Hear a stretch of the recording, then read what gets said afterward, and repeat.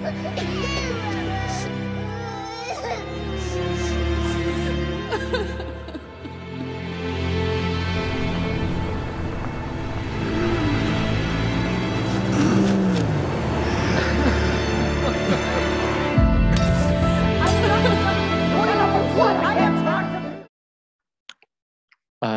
terima kasih.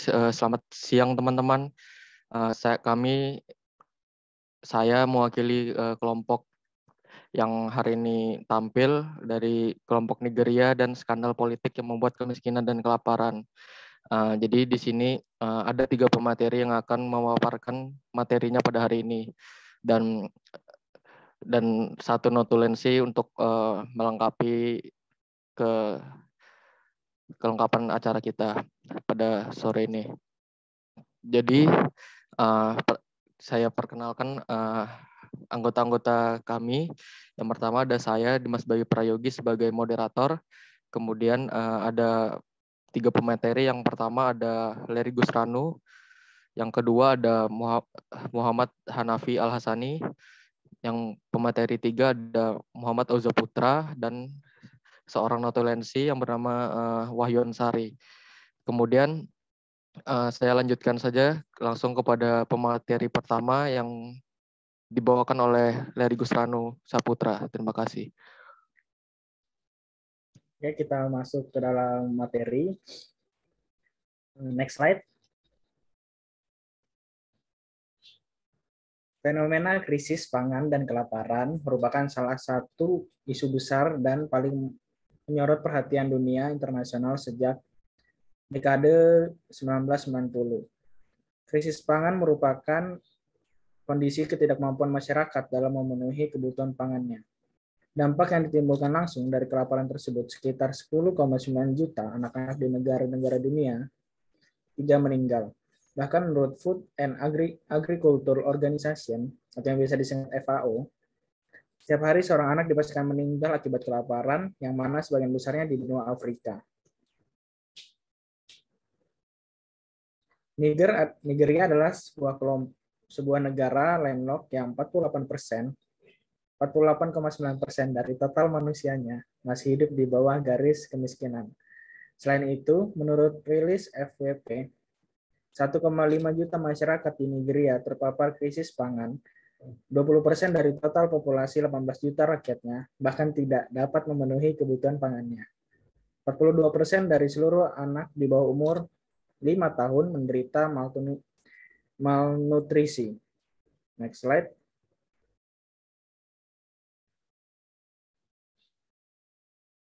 Pada pertengahan tahun 2004, negara ini mengalami kekeringan dan serangan lokus atau belalang pada sektor pertanian dan peternakan, mengakibatkan produksi pertanian menurun drastis.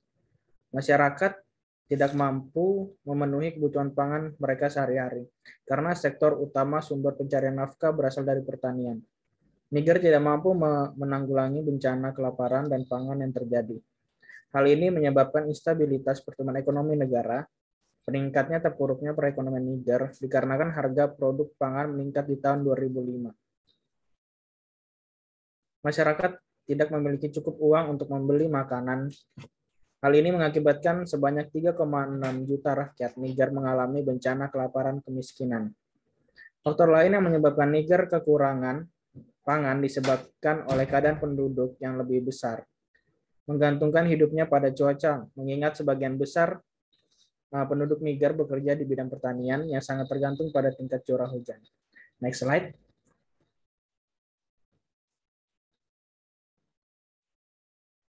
Kapan dan di mana krisis Nigeria dan kapan mulai terjadinya? Sebanyak 14,8 juta orang sudah terkena dampak akibat kekerasan Boko Haram di Nigeria Timur Laut dari rentang waktu 2014 hingga 2009. Boko Haram telah terdaftar sebagai salah satu dari 10 organisasi teroris paling mematikan di dunia. Next slide.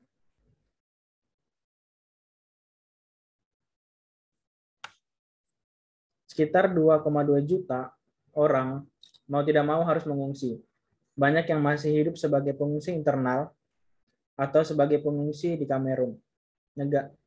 Niger atau Chad. Hanya sekitar 8% dari pengungsi akhirnya telah pindah ke kamp atau pemukiman yang telah dikelola pemerintah Nigeria. Terdapat banyak tantangan yang dihadapi oleh para keluarga pengungsi yang berhadapan dengan masalah terbesar, yakni akses ke makanan. Kantor PBB untuk koordinasi urusan kemanusiaan memperkirakan ada sebanyak 2,5 juta anak kekurangan gizi. Dan hal ini membuat keadaan yang sangat sulit bagi para pengungsi untuk menanam makanan atau mencari nafkah. Next slide. Sejauh ini, krisis pangan di Nigeria juga menjadi perhatian aksi cepat tanggap. Pada tahun 2017, ICT menyalurkan bantuan sebanyak 800 paket pangan yang diberikan kepada pengungsi di Camp Varia yang dihuni oleh sekitar 3.600 kakak atau 8.000 pengungsi internal. Sebanyak 2.000 orang di wilayah timur laut Nigeria berpotensi meninggal karena kelaparan pada tahun ini lantaran daerah tersebut dikuasai kelompok pemberontak Boko Haram. Berdasarkan laporan dari ViewNet, sejumlah pasokan dan bantuan pangan lain dari berbagai lembaga sulit menjangkau kota Bama, negara bagian Borno yang menjadi bekas markas jihadis. Next slide. Apa penyebab dari krisis pangan dan kemiskinan di Nigeria?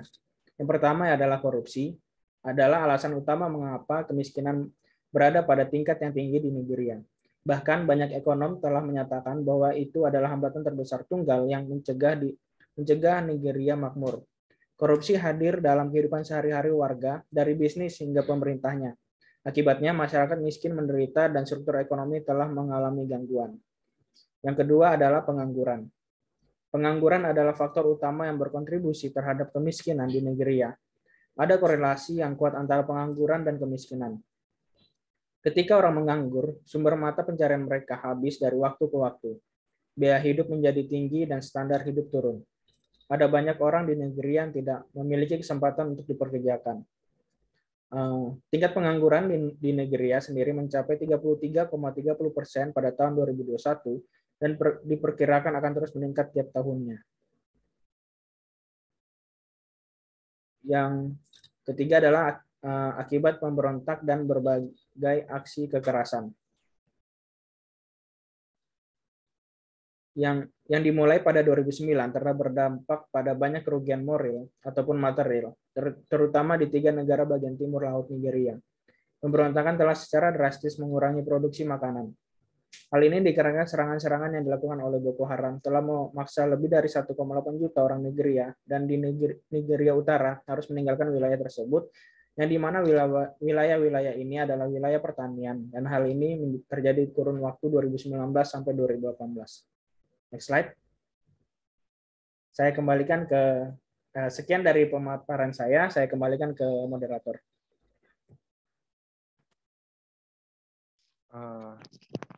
Baik, terima kasih pemateri 1 Lirik Gusrano atas pemaparannya. Jadi sedikit saya recap apa yang dibilang sama pemateri tadi. Jadi masyarakat ini tidak mampu memenuhi kebutuhan pangan mereka sehari-hari karena sektor utama sumber pencaharian nafkah mereka berasal dari pertanian, dan di negara ini pertanian menjadi salah satu sektor utama dalam mencari nafkah. Kemudian tanpa membuang waktu langsung saya lanjutkan kepada pemateri 2, Sayyid Muhammad Hanafi. Dipersilakan. Ya, baik, moderator, terima kasih atas waktunya. Tapi sebelum itu, apakah suara saya terdengar dengan jelas? Iya, cukup jelas. Baik, terima kasih. Di sini saya akan menjelaskan dampaknya. Sedikit 12,8 juta rakyat Nigeria menghadapi kelaparan akibat konflik yang berkepanjangan. Nigeria kini menjadi negara ketiga dari 15 negara Afrika yang menghadapi kerawanan pangan terbesar. Seperti dilaporkan Guardian Jumat pada tanggal 15 bulan 10 tahun 2021, laporan yang dirilis Pusat Studi Strategis Afrika menyatakan konflik tetap menjadi pendorong utama kerawanan pangan akut di Afrika yang memengaruhi lebih dari 100 juta orang. Menurut laporan tersebut, diperkirakan 106 juta orang Afrika menghadapi kerawanan pangan akut. Klasifikasi fase ketahanan pangan terpadu atau IPC, dari fase 3 krisis ke atas, laporan ini menunjukkan peningkatan 2 kali lipat jumlah orang yang mengalami kerawanan pangan akut.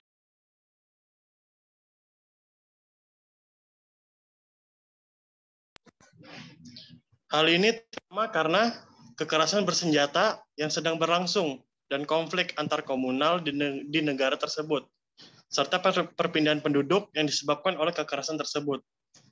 Dari 12 sampai 15 negara Afrika yang menghadapi kerawanan pangan terbesar saat ini, Nigeria berada di urutan ketiga dengan jumlah 12,8 juta rakyat yang diproyeksikan mengalami kekurangan pangan akut. Setelah DRC dan Ethiopia, konflik tidak hanya menyebabkan kematian dan kehancuran, tetapi juga menyebabkan perpindahan massal yang semakin memperburuk kerawanan pangan.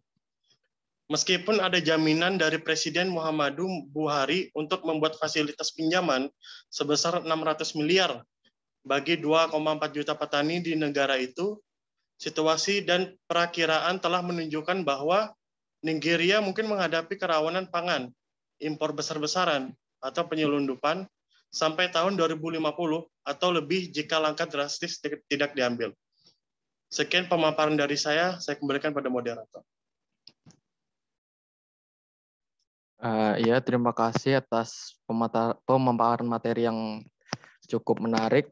Jadi pemateri 2 membahas apa dampak dari konflik yang disebabkan oleh terorisme ini. Jadi dampaknya cukup jelas ya, yakni menyebabkan kematian, kehancuran, dan juga menyebabkan perpindahan massal bagi warga-warga yang terdampak di dalam wilayah berkonflik tersebut. Jadi lanjut ke pemateri 3, Muhammad Auza. Waktu dan layar saya persilakan.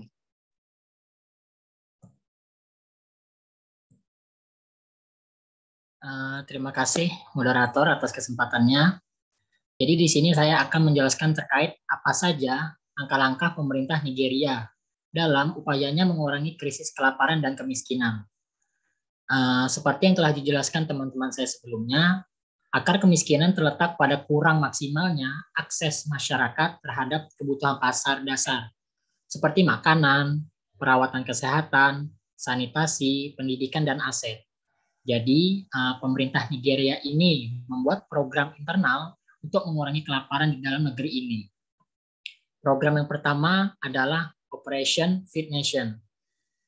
Program Operation Feed Nation diperkenalkan oleh pemerintah militer federal saat itu yang dipimpin oleh Jenderal Olusegun Obasanjo dengan tujuan berusaha meningkatkan produksi pangan lokal dan serta mengurangi impor. Masyarakat didorong untuk mengolah tanah kosong dan juga berkebun di petak bangunan yang belum dikembangkan. Pemerintah mengatakan bahwa masalah ekonomi mendasar seperti pengangguran, inflasi, dan migrasi desa kota itu terjadi akibat dari mengabaikan sektor pertanian. Oleh karena itu, pemerintah menganggap mereka perlu melakukan kampanye nasional dan mengingatkan agar semua orang Nigeria untuk bertani dengan slogan memberi makan diri mereka sendiri untuk memberi makan bangsa. Program ini juga memiliki fokus khusus untuk meningkatkan produksi pangan dengan asumsi bahwa ketersediaan pangan yang murah akan menjamin tingkat gizi yang lebih tinggi dan selalu mengarah pada pembangunan nasional. Setelah itu, yang kedua ada Green Revolution. Setelah pergantian masa kepemimpinan ke pemerintahan sipil Al-Haji Sehu Shagari, program Revolusi Hijau diperkenalkan sebagai upaya untuk memperbaiki penyimpangan dalam program sebelumnya, yaitu Operation Feed Nation tadi. Misalnya terkait penyediaan pupuk kepada petani pada waktu yang tepat dan dalam penyediaan fasilitas penyimpanan. Nah, di dalam program ini terdapat kampanye yang lebih berkelanjutan dan terkoordinasi yang bertujuan untuk memobilisasi sebagian besar orang Nigeria untuk mengolah lahan yang tersedia, menanam sayuran, dan membangun unit unggas di halaman rumah belakang mereka. Seperti sekolah di semua tingkatan juga didorong untuk membangun pertanian yang layak dan menghasilkan makanan untuk dikonsumsi sekolah maupun untuk dijual. Dua program tadi menjelaskan masalah yang berkaitan dengan kelaparan. Selanjutnya program pemerintah Nigeria berhubungan dengan kemiskinan. Itu ada dari program multisektoral yang mendukung banyak program yang ditargetkan khususnya untuk perempuan-perempuan pedesaan, termasuk pertanian dan layanan penyuluhan, pendidikan dan pelatihan kejuruan, industri rumahan dan pengolahan makanan, pemberian perawatan kesehatan primer, dan pencerahan atau kesadaran, serta koperasi. Setelah itu ada program sektor pertanian. Program-program ini mempromosikan pemanfaatan sumber daya lahan melalui pengembangan lahan bersubsidi, penyediaan input, dan layanan pertanian, serta perluasan kredit kepada petani. Serta ada juga dukungan kelembagaan untuk operasi pemasaran produk. Setelah itu ada program sektor kesehatan, meliputi skema pelayanan kesehatan dasar atau yang kita kenal puskesmas. Ini bertujuan untuk menyediakan setidaknya satu pusat kesehatan di setiap pemerintah daerah. Tetapi efektivitas program puskesmas terhambat oleh pendanaan yang tidak memadai dari pemerintah daerah dan kurangnya peralatan seperti obat-obatan dan tenaga terlatih. Setelah itu ada program sektor pendidikan. Di sana di dalam programnya ada program pendidikan nomadik atau yaitu mengembangkan kurikulum untuk pendidikan nomaden, melatih guru nomaden, dan menyediakan infrastruktur untuk sekolah nomaden. Setelah itu ada program sektor transportasi. Program transit massal perkotaan federal diciptakan untuk menyelamatkan sistem transportasi umum. Dengan contohnya seperti bis baru dimasukkan ke dalam layanan publik dan skema pinjaman membantu koperasi dan operator swasta memperoleh kendaraan transportasi. Setelah itu ada program sektor manufaktur. Program usaha kecil dirancang mendorong pertumbuhan usaha skala kecil di Nigeria. Program ini melibatkan promosi pemerintah terhadap industri kecil, yaitu melalui akses yang lebih mudah seperti ke kredit bank, teknologi pengrajin, dan penyediaan infrastruktur yang sesuai. Dan yang terakhir, ada program malnutrisi, yaitu terdiri dari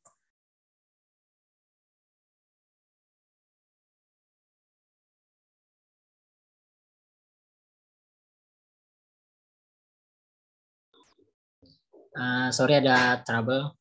Saya lanjutkan. Jadi yang terakhir ada program malnutrisi, yaitu terdiri dari program-program yang ditujukan untuk meningkatkan ketahanan pangan, mencegah kekurangan zat gizi mikro pada anak-anak, serta mempromosikan dan memberikan ASI eksklusif. Next. Ya, jadi program-program tadi yang dibuat oleh pemerintah itu berhasil atau tidak. Untuk Operation Feed Nation bisa dikatakan berhasil, tapi hanya sampai taraf tertentu saja dalam membangkitkan kekhawatiran nasional atas penurunan produksi pangan yang semakin meningkat. Namun masih gagal dalam mendorong peningkatan produktivitas pertanian secara berkelanjutan. Sedangkan untuk Green Revolution itu masih dianggap terlalu teoritis dan mengalami kemunduran karena masalah yang berkaitan dengan keuangan, pasokan input, distribusi, dan kredit yang tidak memadai untuk petani. Jadi pemerintahan di Nigeria telah berubah seiring waktu. Ada perubahan kebijakan besar mengenai kebijakan pangan maupun pertanian. Perubahan-perubahan ini telah menyebabkan penundaan besar dan telah menghambat produksi dan distribusi pertanian. Setiap pemerintahan baru yang berkuasa itu meninggalkan kebijakan pertanian yang sebelumnya. Ini telah menciptakan ketidakstabilan massal dalam produksi dan telah menghalangi kemajuan untuk mengakhiri kelaparan. Sekian pemaparan materi dari saya. Terima kasih. Saya kembalikan ke moderator.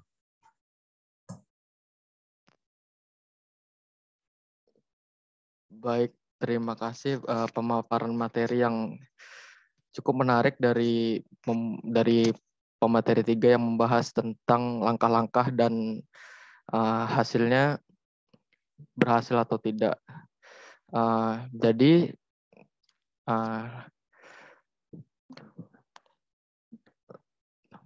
pemateri 3 tadi membahas tentang langkah-langkah dan apa saja yang membuat faktor-faktor dari langkah-langkah tersebut berhasil atau tidaknya. Kemudian lanjut kepada sesi tanya jawab yang akan saya buka untuk sesi pertama 3 pertanyaan. Silahkan jika ingin bertanya pertanyaannya silahkan raise hand dan kemudian boleh ditaruh di room chat untuk pertanyaannya. Terima kasih.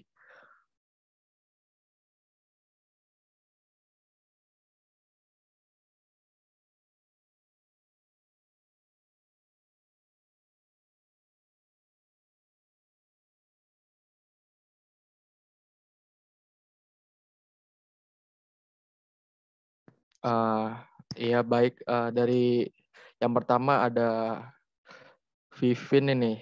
Jadi silakan Vivin, waktu dan layarnya saya persilakan.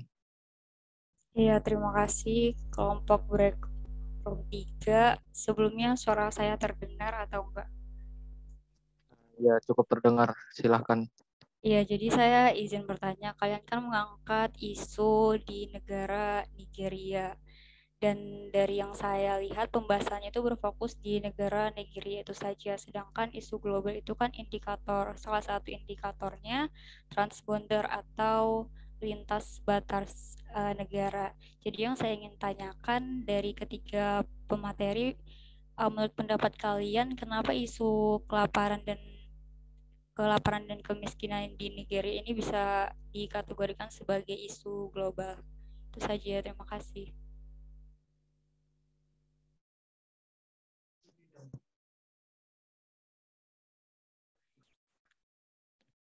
Iya baik. Pertanyaan dari Vivin kita tampung dulu.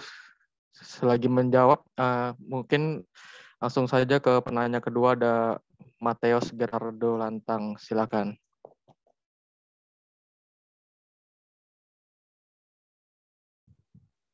Ya, jadi saya mau nanya nih, menurut kalian, kenapa tema kalian ini bisa dikatakan isu global?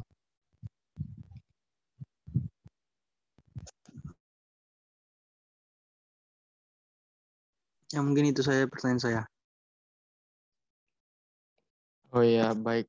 Terima kasih untuk Mateos. Kemudian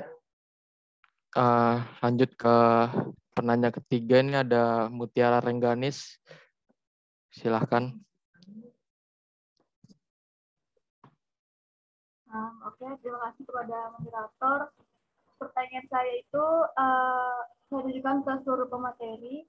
Jadi organisasi multinasional apa yang pernah melakukan bantuan ke Nigeria? Itu saja, terima kasih.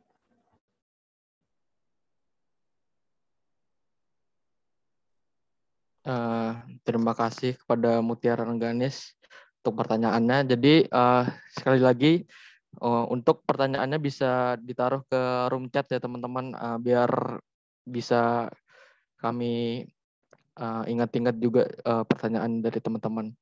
Kemudian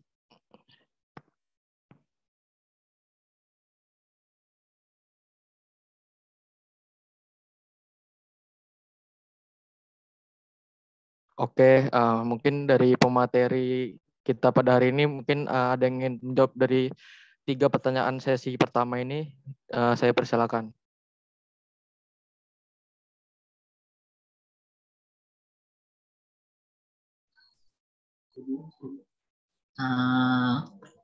Izin moderator untuk menjawab pertanyaan Mateos. Menurut kalian, kenapa tema kalian ini bisa dikatakan isu global? Mungkin ini ya kurang lebih sama pertanyaannya kayak Pipin. Mungkin bisa menjawab pertanyaan Pipin juga. Kalau menurut saya, kenapa bisa dikatakan isu global? Karena dari data yang saya baca, ada lebih 780 juta orang di seluruh dunia hidup dalam kemiskinan. Dan Afrika Sub-Sahara menjadi wilayah dengan jumlah terbesar orang yang hidup dalam kemiskinan. Jadi di mana Nigeria ini termasuk salah satu negara Afrika Sub-Sahara yang artinya sudah seharusnya menjadi perhatian global atau internasional terkait masalah kelaparan dan kemiskinan. Mungkin itu saja pendapat saya. Mungkin teman-teman atau pemateri lain bisa menambahkan. Terima kasih.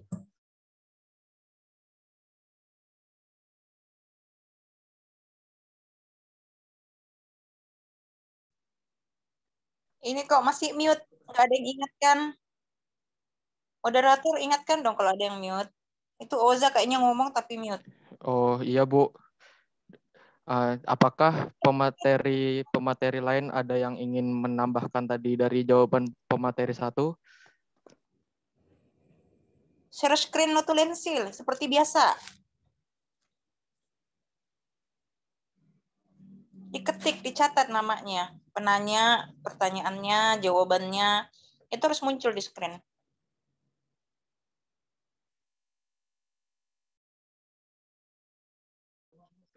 Iya Bu.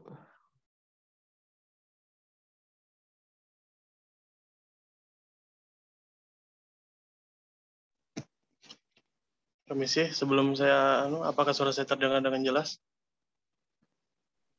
Iya jelas, pemateri 2 Hanafi. Silakan. Menurut pendapat saya terhadap pertanyaan Deos, dampaknya masif, nggak terhadap negara luar sehingga bisa digolongkan sebagai isu global.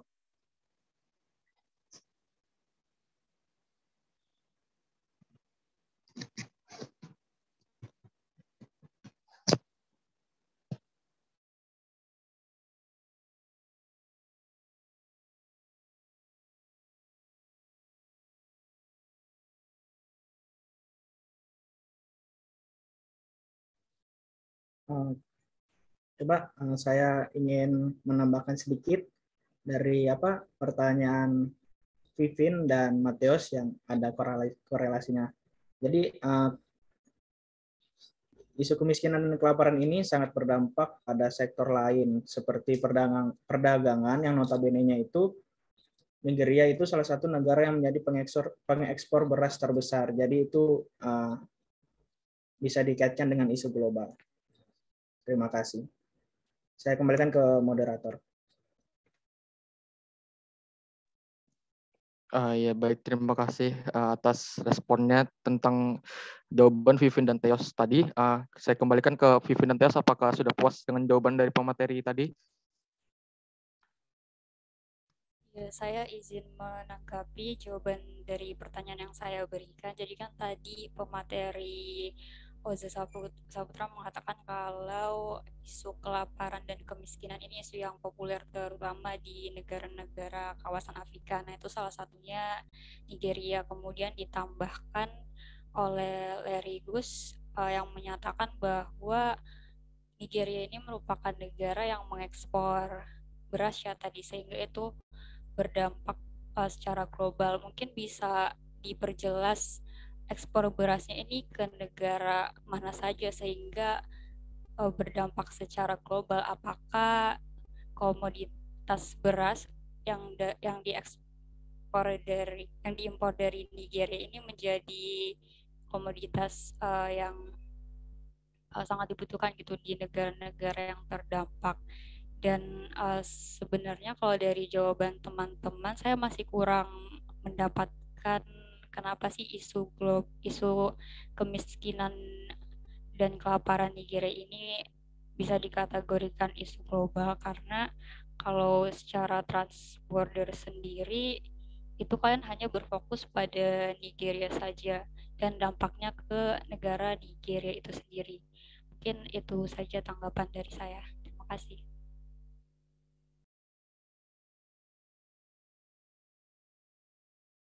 Oh iya baik, terima kasih atas tanggapannya dari Vivin.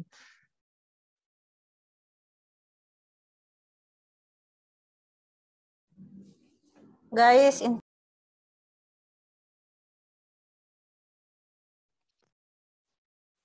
Ya, Mohon maaf selagi menunggu Word yang disiapkan oleh notulensi.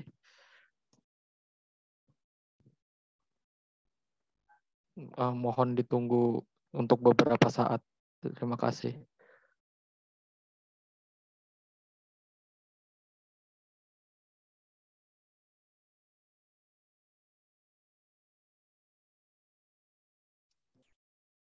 Jadi lebih baiknya untuk pemateri menjawab kembali pertanyaan dari teman-teman yang tadi sudah dijawab. Mungkin bisa dimulai lagi untuk menjawab pertanyaan dari ketiga pemateri di sesi pertama. Terima kasih. Saya masuk. Udah mic ya. Terus. Mohon maaf para audiens, ada sedikit menunggu ya. Jadi saya ingin menjawab pertanyaan dari Vivien sama Theos tadi. Kenapa bisa dikatakan isu global? Karena dari berita yang saya baca ada lebih 780 juta orang di seluruh dunia ini yang hidup dalam kemiskinan, dan Afrika Sub-Sahara menjadi wilayah dengan jumlah terbesar orang yang hidup dalam kemiskinan. Jadi di mana Nigeria ini termasuk dalam Afrika Sub-Sahara, yang artinya sudah seharusnya menjadi perhatian global atau internasional terkait masalah kemiskinan dan kelaparan. Itu saja jawaban dari saya. Untuk teman-teman yang lain, silakan dilanjutkan.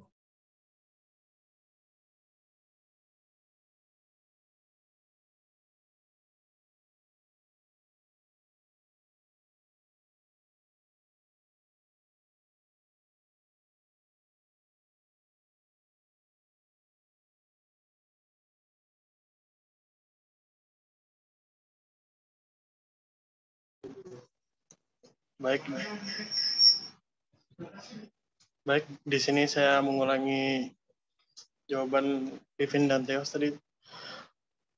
Dampaknya masif nggak terhadap negara luar sehingga bisa digolongkan sebagai isu global. Kemiskinan dan kelaparan ini sangat berdampak pada sektor lain, seperti perdagangan yang notabene-nya Nigeria itu salah satu negara yang menjadi pengekspor beras terbesar. Sekian, saya kembalikan kepada moderator.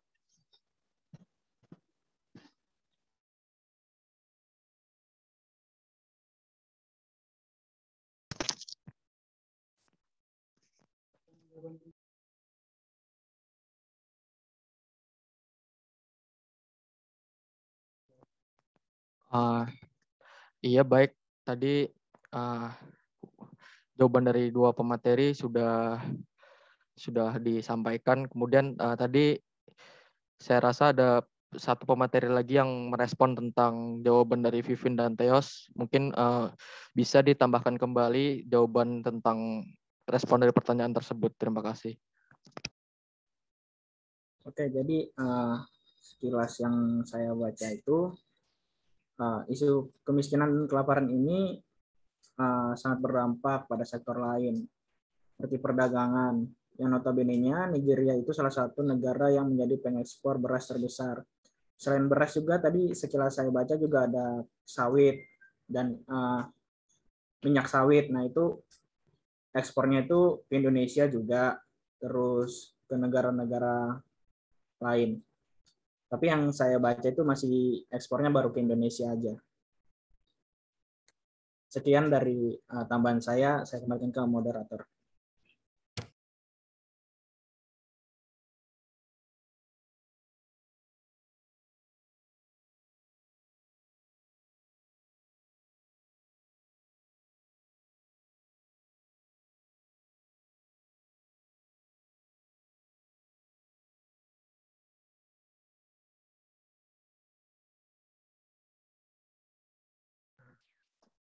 Baik, tadi sudah kita dengarkan bersama-sama tentang respon dari pertanyaan dari Vivien dan Theos yang sekaligus dijawab oleh tiga pemateri. Kemudian saya ingin bertanya kepada notulensi apakah respon dan tanggapan dari tiga pemateri tersebut sudah jelas didengar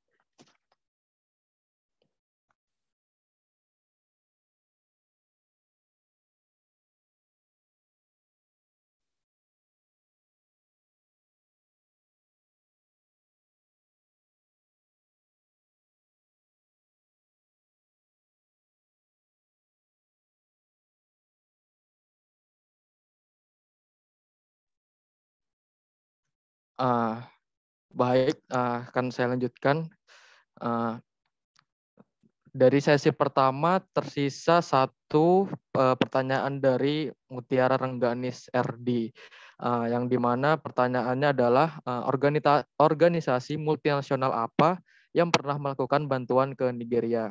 Jadi mungkin saya lemparkan kepada pemateri, apakah ada yang ingin merespon tentang jawaban dari pertanyaan dari Mutiara Rengganis ini. Saya persilakan.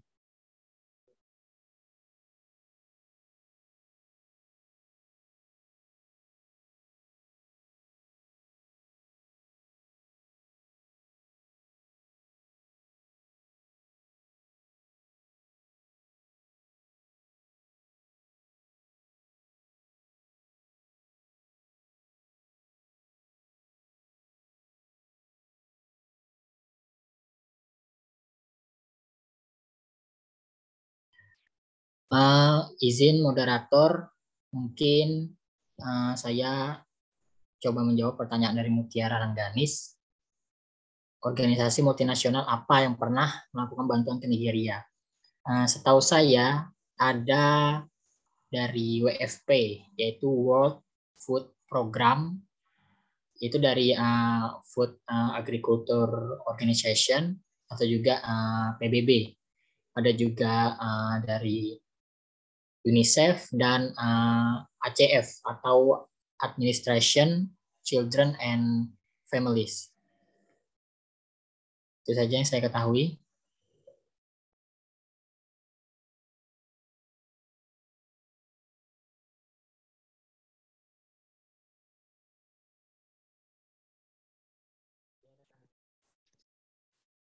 Baik. Saya kembalikan kepada penanya Mutiara Rengganis RD, apakah ada tanggapan dari jawaban dari pemateri MOZA tadi? Saya persilakan.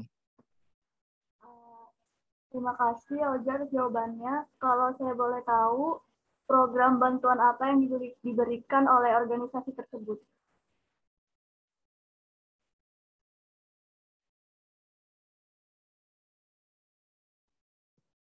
Oke, baik.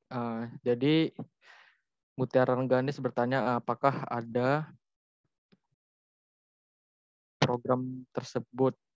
Saya kembalikan kepada MOZA, silahkan.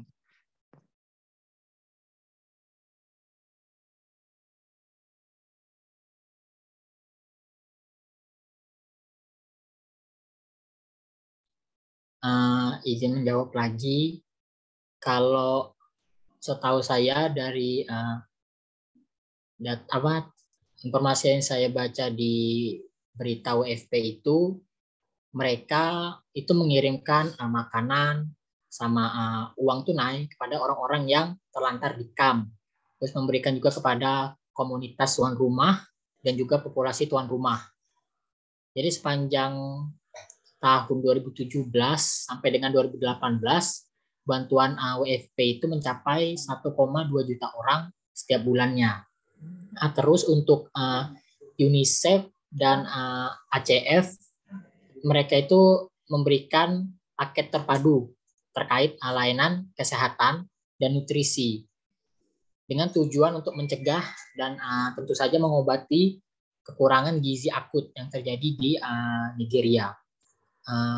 Itu saja yang saya ketahui. Terima kasih. Saya kembalikan ke moderator.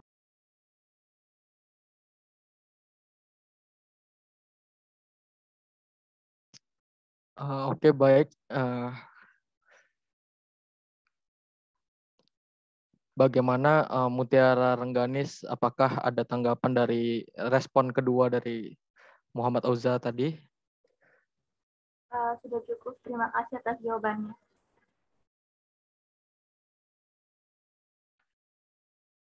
Iya, baik. Terima kasih. Kemudian mungkin tanpa membuang banyak waktu, akan saya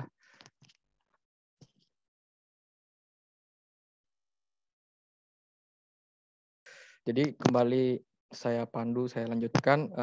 Jadi tanpa membuang waktu lama, silahkan kepada sesi 2 untuk menyebutkan pertanyaannya dan kemudian bisa ditulis pertanyaannya di room chat agar memudahkan notulen kita pada sore kali ini. Terima kasih.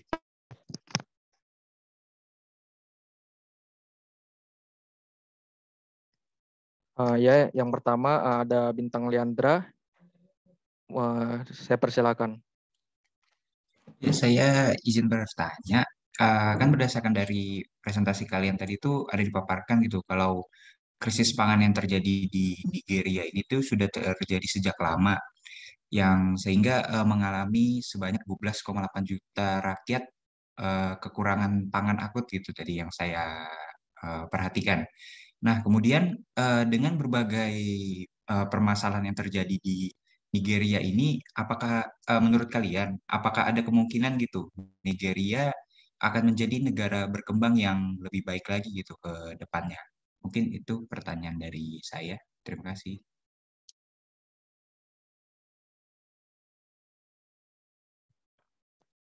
Ya baik, terima kasih pertanyaannya Bintang Leandra. Kami tampung dulu dan mohon izin untuk mengingatkan apabila pertanyaan sudah dilontarkan untuk menurunkan fitur raise hand-nya kembali agar tidak terjadi miskomunikasi. Terima kasih. Kemudian saya lanjutkan ke pertanyaan selanjutnya. Ada Aulia Pratama, saya persilakan. Baik, apa suara saya terdengar? Iya, terdengar dengan jelas. Silakan dilanjutkan. Jadi saya ingin bertanya, kan presentasi kalian, pemateri kalian ada menjawab bahwa ini merupakan satu isu global. Oke. Jadi yang ingin saya tanyakan adalah dampaknya krisis pangan Nigeria ini apa sih ke sama negara lain gitu. Terutama nggak usah jauh-jauh deh kawasan regional aja, kawasan Afrika. Apakah ada dampak kepada kawasan Afrika itu sendiri karena krisis pangan Nigeria ini? Dan yang kedua itu masih banyak negara-negara lain yang masih memiliki krisis pangan yang sama. Nanti akan saya ketik ulang. Ya baik, terima kasih kepada Aulia Pratama.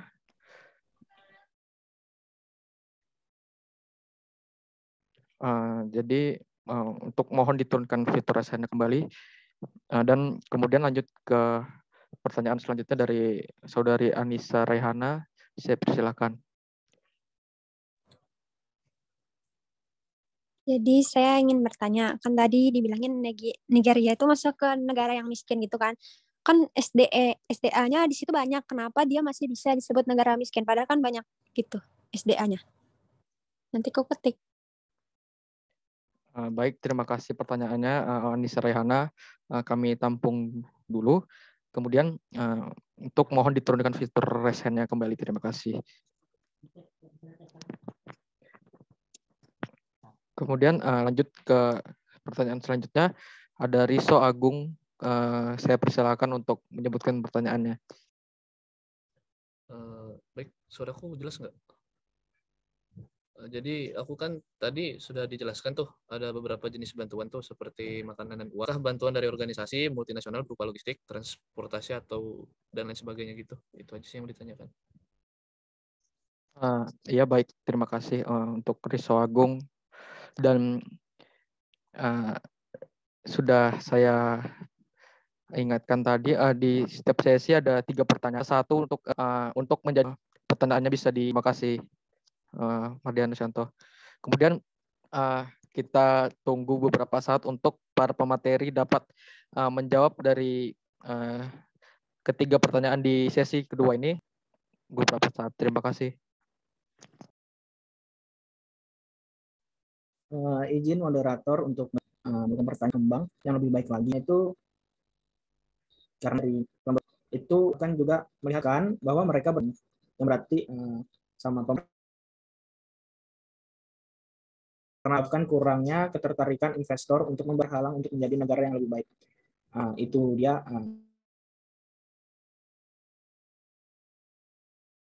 Ya, atas jawaban tadi pemateri Bintang Leandra sebagai penanya, apakah sudah cukup menjawab pertanyaan dari? Saya rasa sudah cukup menjawab sih. Terima kasih pada pemateri. Oke, sama-sama Bintang. Ya baik, jadi tersisa 2 pertanyaan lagi mungkin bisa dijawab oleh pemateri-pemateri kita pada hari ini. Saya persilakan.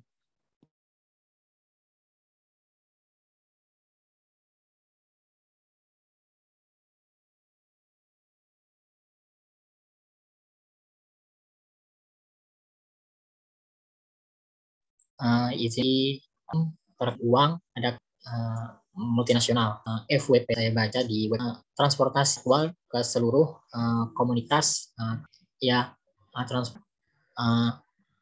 dengan tujuan untuk membawa seperti terus peralatan medis ke daerah-daerah yang sulit dijangkau atau daerah yang terisolasi. Itu saja pendapat saya. Jawaban Riso Agung.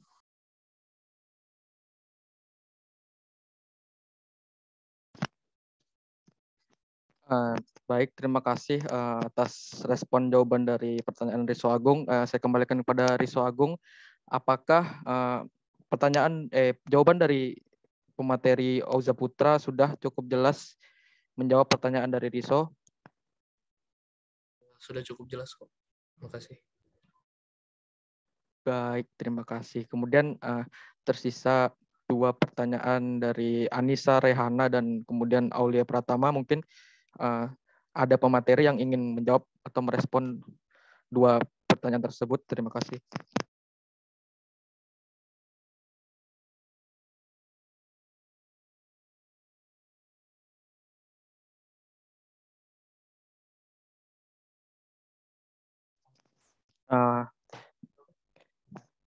Baik, bagaimana ada Anissa dan masing-masing dari Anissa dan Aulia. Yang Aulia adalah apa dampak krisis pangan terhadap negara lain, terutama di negara kawasan, dan mengapa memilih Nigeria. Dan kemudian pertanyaan dari Anissa Rehana, yakni Nigeria memiliki banyak SDA dan kemiskinan.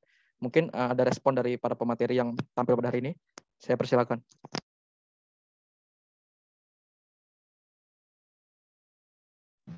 Ya, permisi. Di sini saya ingin menjawab dari pertanyaannya Aulia.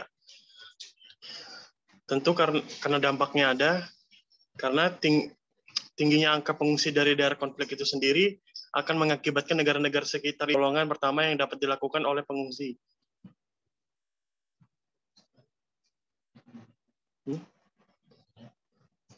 Itu saya kembalikan pada moderator. Baik, terima kasih kepada Muhammad Hanafi. Kemudian apakah ada pemateri lain yang ingin menambahkan atau merespon kembali pertanyaan dari Aulia Pratama tadi? Saya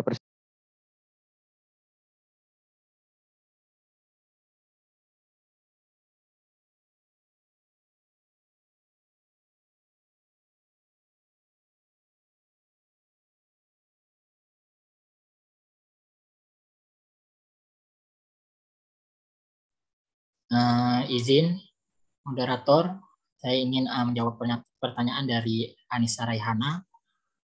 Kenapa Nigeria ini termasuk ke negara miskin, sedangkan Nigeria itu memiliki sumber daya alam yang melimpah. Tentu saja yang kita ketahui semua, kenapa sebuah negara itu sumber daya alam yang melimpah, tetapi negaranya itu miskin atau biasa-biasa saja. Yang pasti salah satunya korupsi. Terus juga ada koalisi-koalisi jahat atau para petinggi seperti di perusahaan gitu, perusahaan ekstraktif atau perusahaan multinasional, dan juga pejabat pemerintah yang penyebabnya. Terus kurangnya juga transparansi di Nigeria ini, kemiskinan dan juga kelaparan. Jadi kontrol atas sumber daya alam itu menjadi, nah jadi di negara Nigeria ini terjadi korupsi. Nah, sektor ini menjadi alat untuk mencapai tujuan politik partai atau pribadi dari pemegang kekuasaan. Sejauh itu aja yang ingin saya jawab. Kepada teman-teman yang lain jika ingin menambahkan. Terima kasih, saya kembalikan.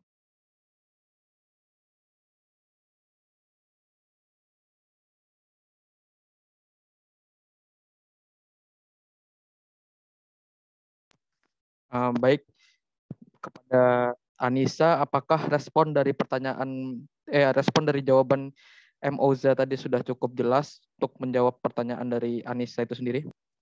Sudah cukup jelas. Terima kasih, Uza.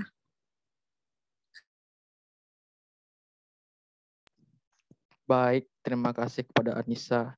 Dan kemudian Aulia, ada satu lagi pertanyaan yang tambahan kayak ini. Ada mengapa memilih Nigeria? Mungkin kira-kira ada pemateri yang ingin menjawab pertanyaan tersebut. Mungkin saya persilakan. Baik, di sini saya akan menjawab pertanyaan dari Aulia, mengapa memilih Nigeria. Nah, di sini kenapa kita memilih Nigeria? Karena ini yang membuat kemiskinan dan kelaparan yang makin parah, dan itu yang membuat pembahasan ini menarik menurut saya. Sekian, saya balikkan pada moderator.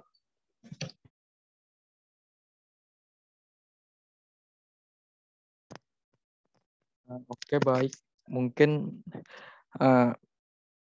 saya akan kembalikan kepada Aulia Pratama, apakah jawaban dari pemateri kita tadi sudah cukup menjawab pertanyaan dari Aulia?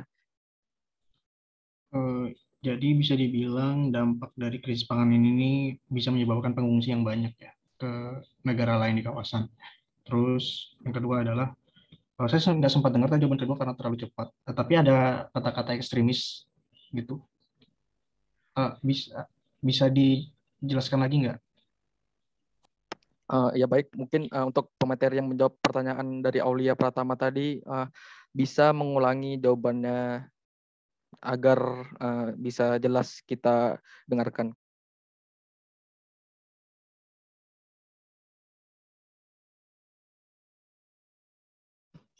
Ya, di sini saya akan mengulang jawaban saya. Kenapa memilih negara Nigeria?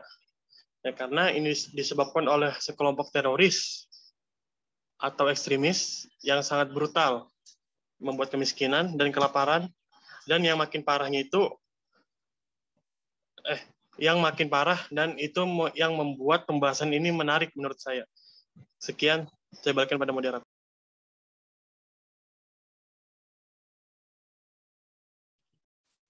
Ya, mungkin itu jawaban ulangan dari pemateri Muhammad Hanafi. Apakah Aulia sudah cukup mengerti dengan jawaban dari Muhammad Hanafi tadi? Ya udah cukup deh.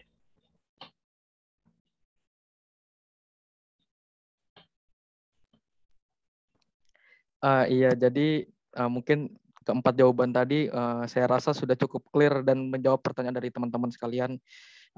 Jadi saat ini saya mewakili teman-teman dari kelompok 2, memohon maaf sebesar-besarnya atas kejadian yang tidak kita sangka bersama dan tidak mengenakan. Kemudian terima kasih juga atas pertanyaan-pertanyaan dan para pemateri tadi yang sudah merespon pertanyaan-pertanyaan tersebut. Kemudian mungkin akan kita lanjutkan dengan membahas tentang sesi diskusi bersama atau diskusi bebas di luar dari pertanyaan yang disampaikan tadi. Tadi mungkin bisa ke Mardianus Yanto untuk memunculkan apa yang ingin ditanyakan untuk bisa dibahas bersama-sama. Ya, makasih moderator. Masih waktu yang diperlukan ini karena kan salah satu indikator global problem kalian angkat ini.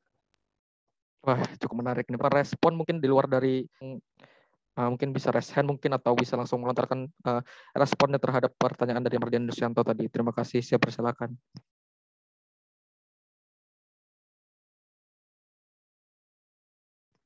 Ya, saya lihat yang raise hand ini ada Vivin, mungkin langsung saja responnya Vivin.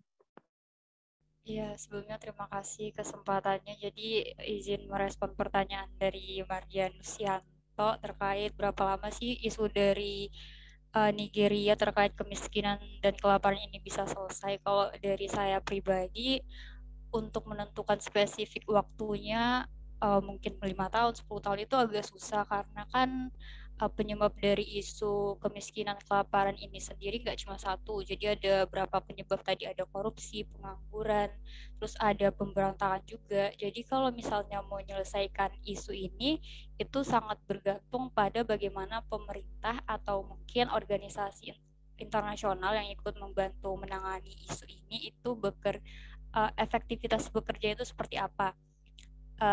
Misalnya korupsi, kalau misalnya korupsi dalam Nigeria itu masih tingkatnya masih tinggi, yang tentu itu bakal berpengaruh banget sama proses penyelesaian isu ini. Kemudian juga dari pemberontakan, karena seperti yang kita tahu negara-negara di Afrika itu masih banyak kelompok-kelompok pemberontak. Kalau misalnya kelompok pemberontak itu juga tidak bisa diselesaikan dengan baik, khususnya oleh pemerintah negara itu sendiri secara internal, maka isu lain itu akan sulit diselesaikan. Nah, salah satunya isu kelaparan sama kemiskinan ini.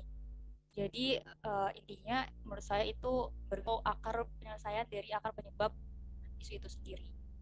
Itu saja, terima kasih. Oh, baik. Jadi respon Vivin ini lebih berfokus kepada dua masalah yang tadi Vivin sebutkan, seperti korupsi dan juga kelompok pemberontak. Jadi mungkin apa ada respon dari Mardian Dusyanto terhadap jawaban Vivin tersebut? Ada sih, cukup jelas penjelasannya, makasih. Iya, baik. Jadi ada resen kedua dari Bintang Leandra untuk menanggapi dari pertanyaan Mardian Dusyanto. Mungkin saya persilakan langsung saja. Ya, terima kasih moderator. Izin saya merespon pertanyaan dari Mardian Dusyanto yang dia kan tadi tanyakan seberapa lama sih waktu yang diperlukan dalam menangani krisis pangan ini yang berada di Nigeria. Kalau sepengetahuan saya sih dari tahun 1970-an itu sampai sekarang masih terjadi kelaparan dan kemiskinan itu masih merajalela. Berapa tahun lagi tuh sepertinya sih agak kurang ini ya. Saya sepertinya kalau upaya untuk menangani terhadap pertanyaan Mardian. Ya, terima kasih Bintang Leandra. Ada tanggapan terkait? Thank you. Ya, audiens lain atau mungkin dari para pemateri Mardian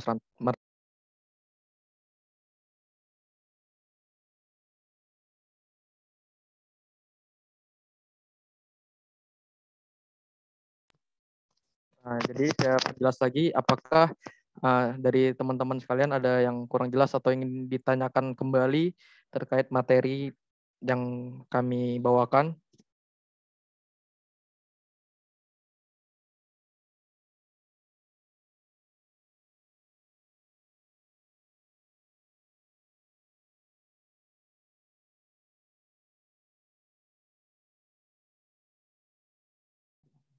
Ya, Vivin, silahkan. Iya, jadi saya kalau boleh mau nanggapin tadi jawaban dari pertanyaan saya yang pertama gitu, tadi tidak sempat menanggapi lagi. Jadi kan tadi dikatakan kalau Nigeria itu salah satu pengekspor beras terbesar gitu. Tetapi isu kelaparan di Nigeria sendiri masih belum terselesaikan bahkan sampai sekarang. Jadi pertanyaannya, kenapa jadi pengekspor terbesar sedangkan isu kelaparan di negara mereka sendiri itu nggak terselesaikan? Jadi kenapa diekspor ke luar negeri instead of ngasih makan masyarakat mereka sendiri gitu? Itu aja pertanyaan dari saya.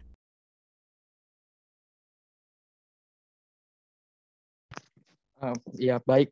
Dikarenakan ini adalah sesi terbuka, jadi sangat dipersilakan untuk merespon atau memberikan tanggapan dari pertanyaan Vivin tadi. Saya persilakan.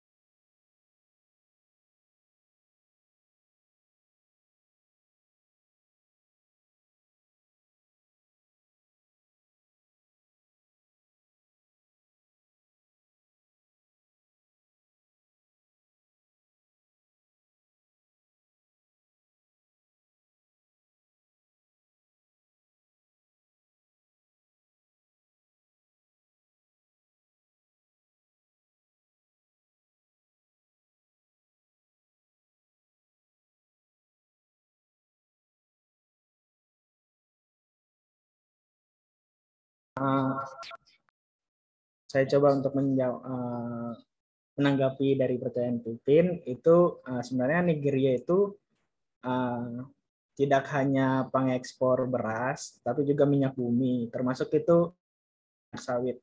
Nah, kenapa mereka udahnya dalam krisis pangan, kemiskinan dan lain-lain, tapi mereka tetap mengekspor karena mereka juga butuh penghasilan gitu, Pin. Jadi yang sekilas yang saya baca tadi, ekspor minyak bumi Nigeria ke Indonesia itu ada beberapa persen. Jadi semisal ada 50% penghasilan Nigeria itu yang diekspor cuma 10%. Jadi sisanya itu buat ke negara mereka sendiri sebagai bahan konsumsi, seperti itu, Pin. Itu sih sekilas yang saya baca tadi. Gimana tanggapan Pipin?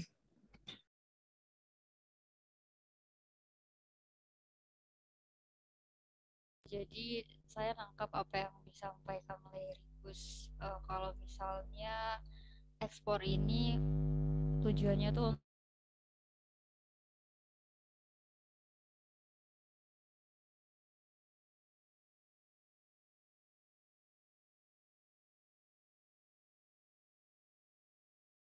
negara sekalipun, itu mungkin jadi bagian korupsi dari pemerintah sendiri. Jadi hasil berasnya sendiri walaupun besar juga tidak efektif atau tidak signifikan.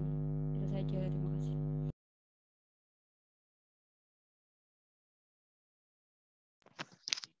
Ya, jadi saya rasa sudah cukup clear sesi terbuka kita pada hari ini. Juga mungkin akan saya tutup sesi terbuka dan sesi pemaparan materi dari kelompok kami. Saya mewakili kelompok kami, kelompok 2, ingin memohon maaf sebesar-besarnya atas trouble yang tadi kita alami bersama. Semoga menjadi pembelajaran di kemudian hari. Terima kasih. Saya ucapkan Assalamualaikum warahmatullahi wabarakatuh. Waalaikumsalam warahmatullahi wabarakatuh. Terima kasih pada para audiens.